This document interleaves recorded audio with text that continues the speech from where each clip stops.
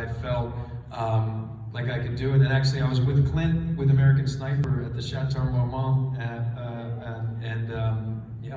and Annie Lennox was singing at the Grammys. I think it was on television, and it was so incredible. And I was watching and sitting with Clint, like the veins in her neck, and I was like, "There's nothing more powerful than somebody singing. There's just nothing." And I turned to Clint, and I was like, "Maybe we should do that now." And he's like, "No." And I was like, "Okay."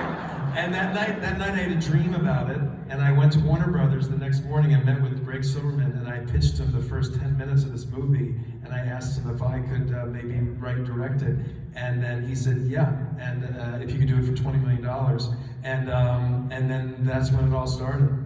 Yeah.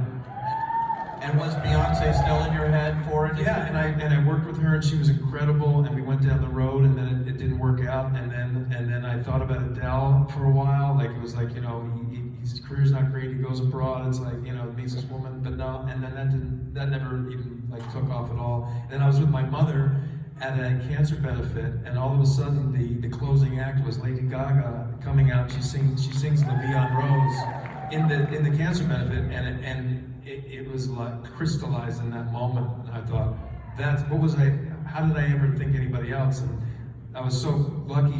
I went to meet her the next day or the day after in Malibu at her house, and she came down the stairs, I'll never forget, and right away I was like, oh, this is gonna work. I just felt it. And she cooked me like spaghetti, and we're talking, and next thing you know, I was like, can we sing? And I don't sing at that point at all. And I was like, we sang at her piano, and it was just like, that was it. Yeah, it was awesome.